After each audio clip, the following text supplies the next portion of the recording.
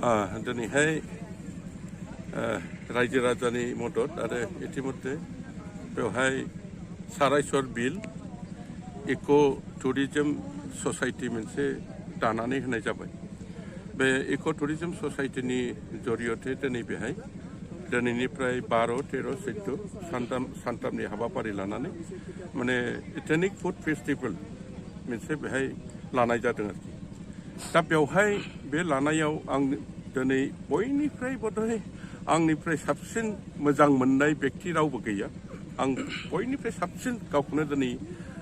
देरगानानै लायो जे बेहाय जे बे रोखोमनि मोनसे मोजां टुरिजम स्पट बेहाय जे मोनसे टुरिस्ट स्पट जानाय लोगो लोगो बेहाय पिकनिक स्पट खालामनायनि थाखाय जे मोनसे गोनांथि दं बेवहाय जे बे दरखार दं बेखौ 1994आव जेला बड'लेण्ड अट'नमास काउन्सिल बे बड'लेण्ड अट'नमास काउन्सिलाव जेलानाखि आं टुरिजम बिभागनि इएममोन बै समावनो आं बे जायगाखौ नुनानै पसन्द खालामनानै बै समावनो 1 कोटि रांनि बेवहाय टुरिजम स्पट बानायनो थाखाय सेंसन खालामदों। दिनैहाय बै समाव बे 1 कोटिनिफ्राय 20 लाख थाखा रिलिज खालामनानै बैहाय बिल्डिं मोनसे बानायबायमोन। ओमफ्राय नैबेहाय गथ'फोरनि गेलेग्रा पार्क बानायबायमोन। दै इन्द्रा दैखरा दाबो दङ बायखोन्दा बानायबायमोन। किन्तु 1994निफ्राय बर' सोमावसारनाया एसे गोख्रों रोखोमनि जाफिननायलाय बे जिनिसा बै आन्दलन पिरियडआव धंस जानानै थांबाय। दा दिनैहाय नैबे गोदानै बिटिआर सरकार दानायनि उनावहाय आरो बे ओनसोलनि रायजो राजाफ्रा ज' जालायनानै सारायसर बिल इक' टुरिजम ससाइटि नाम लानानै दिनैहाय बेखौ सरकारनो बा बिटिआर सरकारनो मोनसे डिमान्ड होनायलाय दा खोनानो मोन्दों जे बिटिआर सरकारनिफ्राय बेहाय इतिमध्ये बिराद मोनसे गिदिर प्रजेक्ट आखायाव लाबाय होननानै। दा आं बेखौनो बुंनो लुबैदों रायजो राजाफोरनि सिगाङाव जे दिनैहाय जे बेवहाय माने बे जायगाया जे खुब इम्पर्टेन्ट जायगा बे जायगाखौ दिनै बास्टआव बयबो स्वीकार खालामनानै लादों। बेनि थाखाय आं खुब मोजां मोनदों। जाथों थाबैनो जानांगौ। खारन टुरिजमा बे मोनसे इन्डास्ट्रि हिसाबै लांनांगौ। टुरिजमनि इन्डास्ट्रिनिफ्राय देरसिन इन्डास्ट्रि जेरावबो गैया। मटर इन्डास्ट्रियाव मटर बानायो, फुड इन्डास्ट्रियाव फुड बानायो, गस्ला इन्डास्ट्रियाव गस्ला बानायो। किन्तु बे टुरिजम इन्डास्ट्रियाव बैफोर जिनिसफ्रा जयै फैनानै बेहाय मोनसे मार्केट मोनो, बाजार मोनो। गतिके बे रोखोमनि भबिष्यताव जे गिदिर मोनसे स्पट गिदिर मोनसे टुरिजम प्लेस जागोन बेखौ आं मिजिंथिदों आरो आसा खालामदों। सार नैबे दिनैहाय कुक फेस्टिभेलाव मा संनाय खावनाय बादायलायनाय जागोन? दिनैनिया बिसेस करि बेहाय इथनिक बर'फोरनि माने इथनिक किलन्जिया जनगोष्ठीनि इथनिक फुड अनला ओंख्रि थागोन होननाय खोनादों। ओमफ्राय खांख्राइ ओंख्रि, एंखुर ओंख्रि, सबाय ओंख्रि जों माने गोदोनिफ्राय आइ आबौआ जेखौ जों जाजेनबोदों बेनि आरोखि बे लकेल पियर इथनिक फुडखौ कम्पिटिसननि थाखाय बेवहाय बानायगोन आरो। बेनि गेजेरजों बेवहाय लावखार ओंखाम जानाय बा पिकनिक जानोबो बेवहाय माबाफोर जगारफोर खालामदों नामा? बेथ'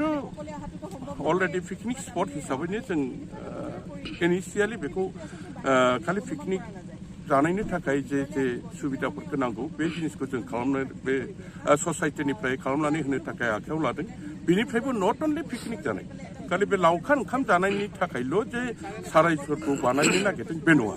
बेखौ मोनसे गिदिर गोजौ पर्जायनि मोनसे मा रोखोम डेभेलप खालामनो हायो बेखौ बिटिआर सरकारा इतिमध्ये प्रजेक्ट आखायाव लादों। आरो बयनिफ्राय देरसिन नामनि आसामाव बेबादि सारायसर बिल बादि गिदिर बिल बेवहाय गैया। गतिके बेनि भबिष्यत खुब मोजां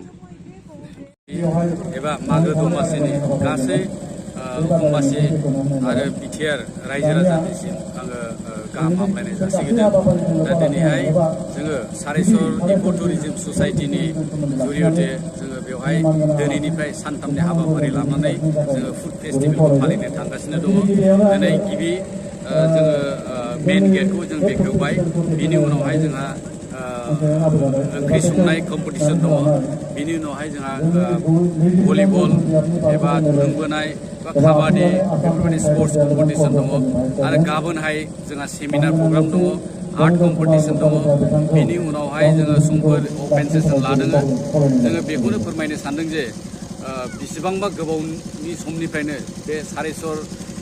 बिलोनि सेरावहाय मोनसे मोनसे मोजां टुरिस्ट प्लेस जायो होननानै जोंनि बे ओनसोलनि रायजो राजाफ्रा सानबाय थायोमोन आरो जोंबो बेखौनो नोजोर बोनानै जोङो जिहेतु बे ओनसोलजों जोंना बेरायग्रा जायगा गैया दा बिनि थाखायनो जाहाथे बे ओनसोलनि रायजो राजाफ्रा बे जायगायावनो एकदम मोजां जायगा बेयावनो जाहाथे गुबुन गुबुन जायगानिफ्राय फैनानै जाहाथे बेवहाय एसे आबाद खालामनो हायो बेखौनो जोङो आसा फारियो गाबोनहाय जे सेमिनार जागोन बेयाव सोर सोर आलासिफ्रा बाहागो लाफैगोन बेवहाय माखासे जोंना रिसार्च पार्सनफोरखौ जोङो लेंहरनाय जादों बिटिसिनि गेजेरावनो गोबां रिसार्च पार्सन फैगोन बा बे ओनसोलनि दैदेनगिरिफोर फैगोन रायजो राजाफोर फैगोन बेफोरखौ जोङो फ्राय लेंहरजोबनाय जादों जाहाथे बे ओनसोलनि रायजो राजा गासै जेखि माबायावनो थायाथों माने स्टरावनो थायाथों माने जों गासैबो रायजो राजाखौ हांख्रायदों जे जोङो बे ओनसोलावहाय मोनसे खौसेथियै जाहाथे जोङो बे ओनसोलखौ जोङो जौगाहोनो हायो बे ओनसोलखौ जोङो मोजां मोनसे बार्ता जोङो हरनो हायो बेखिनिखौनो जोङो आसा बे सारायसर बिला बे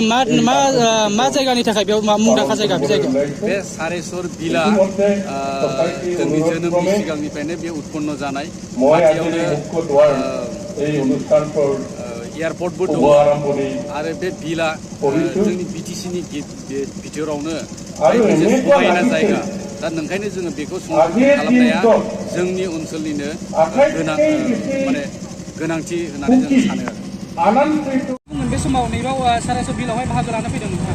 आं थारैनो जोबोद गोजोननाय मोन्दों आं बे ओनसोलाव फैफेराखैमोन गिबि खेबनि थाखाय फैदों आरो जेथिंबो बे समायना नुथायखौ नुनानै आं थारैनो जोबोद गोजोननाय मोन्दों नैबेयावहाय साखाथियाव बे मोनसे दैमा दङ सारायसर बिल बे नुथायखौ नुनानै मा रोखोम मोनो गोसोआव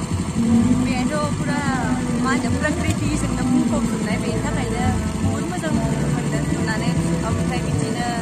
नायगिरि बिथांमोना गासैबो नायफैनो हागोन समायना नुथायखौ नोंथाङा नैबे समावहाय मा फिल्म बा एलबाम खालामदों आंथ' बिदि फिल्म खालामनाय जायाखै आं बिदिनो एलबामाव दङ गोबां मेरला एलबाम जाबाय दासिम 30तासो जाबाय नायगिरि बिथांमोनखौ मा खावलायगोन नैबे खौराङाव जे नोंथांखौ नायनो थाखाय नैबावहाय रायजोफ्रा बुजाना दं मा बुंनो आङो जोबोद गोजोननाय मोन्दों गोजाननिफ्राय फैनानै लोब लोब मानसिफोर फैदों आंखौ नायनो थाखाय आरो नैबे समायना नुथायखौ नायनो थाखाय गोबां मानसिफोर दं बेखौ नुनानै थारैनो जोबोद गोजोननाय मोन्दों आरो दान्दिसे समनि उनावनो आंनि पारफरमेन्स जासिगोन बेनि थाखायनो एक्साइटेड आरो रायजोफोरखौ मा मेसेज होनो नागिरदों रायजोफोरखौ बेखौनो मेसेज होनो सानदों दि गासैबो बिदिनो जायफोर बेखौ मोनसे इनिसियेटिभ लानानै बे जायगाखौ बिदिनो मानसिफोरनो नुहोनो आरो खायसे मानसिफोरनो गोसार होनो थाखाय बे जायगाखौ मा होनो अपेन खालामना होबाय बेनि थाखायनो गासैबो नायफैदों ओमफ्राय बे मिथिंगाजों गोरोबफ्लेनानै माबा मोनसे मोजां मोनसे रिलेक्स फिल खालामफैदों बेखौनो बुंनो सानो Saraisor ফেষ্টিভেলত আপোনাৰ ৰাজ্য কেনেকৈ মেছেজ দিব খোজে আপুনি মই এইটোৱে মেছেজ দিব খোজো যে ইয়াত মানে ইমান আপোনাৰ বহুত জীৱনত দুখ বা সেয়া হিচাপত অলপ সময় ওলাই নিজে এনজয় কৰিব লাগে নিজে সবে ঘৰৰ মানুহ লৈ আহি যে এটা প্লেটফৰ্ম পাইছে যিমান পাৰে প্ৰচাৰ কৰিব লাগে নিজেও সেয়া কৰিব লাগে আৰু হ্যাপিনেছ এণ্ড লাভ আৰু যিখিনি আমাৰ আজিকালি ৱৰ্ল্ডত কমি গৈছে সেইটো যাতে এটা এই প্লেটফৰ্ম দি আৰু সেয়া কৰিব পাৰে নিজৰ এৰিয়াটো ফেমাছ কৰাব পাৰে মই এইটোৱে ক'ব খোজো এইটো মেছেজ দিব খোজো যাতে মিলি জুলি এটা কালচাৰ এটা প্লেটফৰ্ম ক্ৰিয়েট হয় যাতে নেক্সট ইয়াৰ এণ্ড কামিং ইয়াৰ্ছত যাতে এইটো আৰু ফেমাছ হয় যাতে বাহিৰৰ পৰা ইণ্টাৰনেশ্যনেল লেভেলত নেশ্যনেল লেভেলত যাতে এইটো ফেমাছ হৈ যায় এইটোৱে মই মেছেজ আপুনি যে যিটো ভাতখোৱা যিটো মেল আৰম্ভ কৰিছিলে তাতে আপুনি কোৱাখিনি টেষ্ট কৰিছিলে কেনেকুৱা পালে আপুনি ভাল লাগিছে মানে এনেকুৱা লাগিছে যাতে মানুহে নিজৰ মৰমটো তাতে দিছে বহুত বেলেগ ধৰণৰ আমাৰ এছামিছ আৰু আমাৰ ট্ৰাইবেল কালচাৰৰ নিজে ট্ৰাই কৰিবলৈ পালোঁ মই নিজেও আনন্দিত ফিল কৰিছোঁ কি বনাইছে তাতে তোমাৰ ভেজিটেবল আইটেমৰ এনেকুৱা আছে আমাৰ বিশেষকৈ ভেজিটেবলছবোৰ ইউজ কৰাও আছে তাৰপিছত তোমাৰ খাৰ চিকেন বনোৱা হৈছে তাৰপিছত তোমাৰ শিদল হৈছে দেন তোমাৰ পৰ্ক আছে দেন তোমাৰ শামুক আৰু বহুত ধৰণৰ এনেকুৱা আইটেম এনেকুৱা আছে নতুন বছৰৰ ৰাজ্য কেনেকুৱা মেছেজ দিব খোজে এই ফেষ্টিভেল কাৰণে নতুন বছৰততো সদায় মানে আপোনাৰ এটা জেনেৰিক মেছেজে দিব খোজো যে যাতে চবেই খুব হেপ্পী থাকে ভাল হয় মানুহৰ প্ৰগ্ৰেছ হয় লাভ আৰু পিচ স্প্ৰেড হয় যাতে কোনো ধৰণৰ কাজিয়া ফেচাল নহয় আৰু যাতে মানে আনন্দৰ মাজতো নিজৰ ছেফটিটো নিজৰ এইটো চাই আৰু যাতে কোনো কাৰো আকৌ বিপদো মাতি নানে আৰু সেইটোৱে চাব খোজো থেংক ইউ পুনতে মই মানে সমগ্ৰ অসমবাসীলৈ ভোগালী বিহুৰ শুভকামনা জ্ঞাপন কৰিছোঁ আজি সঁচাকৈ এটা খুবেই আনন্দৰ দিন বুলি ক'ব লাগিব কিয়নো ইমান ধুনীয়া এটা পৰিৱেশ তেওঁলোকে সৃষ্টি কৰিছে এই জেগাখিনি মই পিকনিকো খাইছিলোঁ কিন্তু এনেকুৱা মানে সপোনতো ভবা নাছিলোঁ যে ইমান ধুনীয়া হ'ব সেই সময়ত আমি জংঘল এটা পৰিৱেশ এনেকৈ জংঘল আছিলে চাৰিওফালে মানে পিকনিক খোৱাৰ সুবিধা তেনেকুৱা ধৰণৰ নাছিলে তথাপিও আমি মানে জেগা উলিয়াই নিজে চাফা কৰি পেলাই সেইখিনি পিকনিক খাইছিলোঁ কিয়নো ইমান ধুনীয়া প্ৰাকৃতিক পৰিৱেশ আছে ওচৰতে চ' সেইখিনি আমি মনেৰে উপভোগ কৰিছিলোঁ যদিও পৰিৱেশটো ঠিক নাছিল তথাপিও আমি পিকনিক খাইছিলোঁ সেই সময়তে আজি 4 বছৰমান হ'ল বাট আজি এই জেগাখিনি দেখি মোৰ ইমান ভাল লাগিছে মানে অনুমান কৰিব পৰা নাই যে সঁচাকৈ ইমান ধুনীয়া হ'ব তেতিয়া মই অনুমান কৰিছিলোঁ এনেকুৱা হ'ব পাৰে যদি কৰে বাট আজি সেইটো মানে সাৰ্থক হ'ল মানে বাস্তৱত দেখিবলৈ পালোঁ সেয়ে বহুত ভাল লাগিছে আৰু তেওঁলোকে ইমান ধুনীয়া এটা পদক্ষেপ লৈছে ধন্যবাদ জ্ঞাপন কৰিছোঁ আগলৈ যাতে তেওঁলোকে আৰু সুন্দৰভাৱে অনুষ্ঠানটো বহল পৰিসৰলৈ লৈ যাব পাৰে তাৰে কামনা কৰি এইখিনি ট্ৰাইবেলৰ ফুড কি বনাইছে ট্ৰাইবেলৰ ফুড তেওঁলোকে অনলা বনাব এতিয়া তাৰপিছত আকৌ এনেকে আৰু কিবা বনাব কমা বেদৰ বনাব সেয়াই আৰু আজি মোক ইয়াতে জাজ হিচাপে মাতিছে ফুড ফেষ্টিভেলত চ' সেইটো লৈ মই খুবেই আনন্দিত আৰু খুব ভাল লাগিছে আটাইতকৈ প্ৰিয় বস্তু শামুক বুলি যে কয় তাতে আছে নেকি শামু তেওঁলোকে আছে কিছুমানে নানা নহয় চ' সেইবিলাক ভালেই আৰু আমাৰ ট্ৰেডিশ্যনেল ফুড হিচাপে আমাৰ যিখিনি ব্যৱহাৰ হয় সেইখিনি তেওঁলোকে গোটেইখিনি আনিছে চ' সেইটোৰ ওপৰতে ভিত্তি কৰি পেলাই মানে কম্পিটিশ্যন পতা হ'ব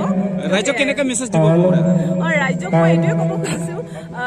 এতিয়া সমগ্ৰ অসমবাসীকে কওঁ যে ইমান এটা সুন্দৰ জেগা আপোনালোকে এইটো ধুবুৰী এতিয়া বৰ্তমান কোকৰাঝাৰ ডিষ্ট্ৰিক্ট হ'ব কোকৰাঝাৰ ডিষ্ট্ৰিক্টৰ ৰূপসী এয়াৰপৰ্টৰ ওচৰত এই জেগাখিনি চ' আপোনালোকে কেতিয়াবা সময় সুবিধা পালে এই জেগাটোলৈ আহিবলৈ চেষ্টা কৰিব আহি নিশ্চয় ভাল লাগিব বুলি